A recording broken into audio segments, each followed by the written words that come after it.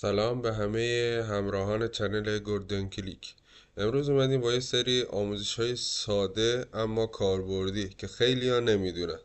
تو این آموزش قراره بهتون یاد بدم که چطوری پوشه بسازید، اسمشو عوض کنید و اون پوشه‌ای که ساختید رو مخفی کنید و از حالت مخفی خارج کنید. پس با ما همراه باشید.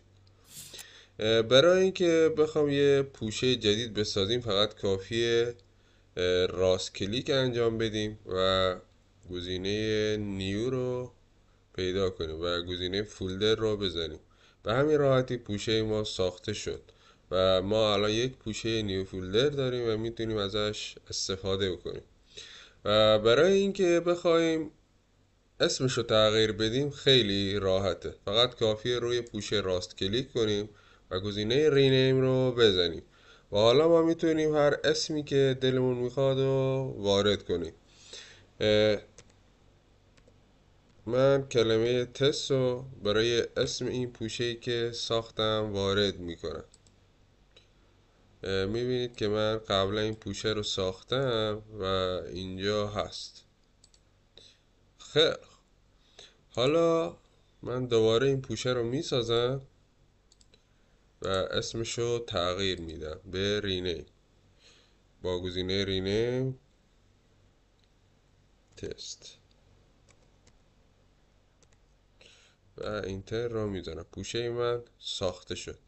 خب اگر تا اینجای ویدیو رو دوست داشتید و پسندیدید و چیزی برای شما خوب بوده، لطفاً پیج و چنل ما رو سابسکرایب کنید و این پست رو لایک کنید و برامون کامنت بذارید که چه آموزش‌هایی رو لازم دارید که براتون بذارم.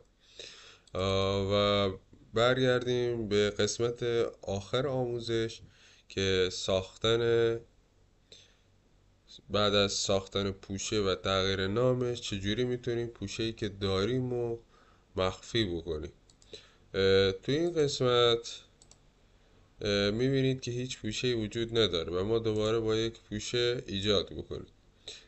اینجا گزینه نیو فولدر رو میزنیم و پوشه خودمون رو میسازیم و حالا میخوایم پوشمون رو مخفی بکنیم. چجوریه؟ که معرض دید کسی نباشه. شاید یه سری فایل ها داریم که نمیخوایم کسی بهشون دسترسی داره به هر دلیلی.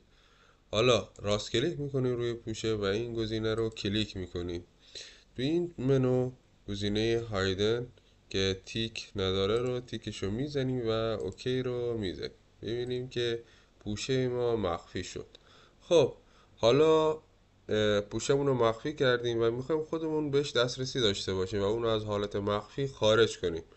چطور میتونیم این کار رو انجام بدیم؟ اونم خیلی ساده است. فقط کافی روی این گزینه بزنیم و این گزینه آخر و این گزینه پوشه ما نمایان میشه ولی هنوز حالت کمرنگ خودشو داره، یعنی روی حالت مخفی هستش و برای اینکه از این حالت خارجش کنیم و رنگش به شکل قبل خودش برگرده و کامل از حالت مخفی خارج بشه، فقط روی پوشه راست کلیک میکنیم، گزینه پروپرتیز رو میزنیم و این تیکشو بر میداریم و اوکی و تمام. میبینید که پوشه ما به حالت عادی خودش برگشته.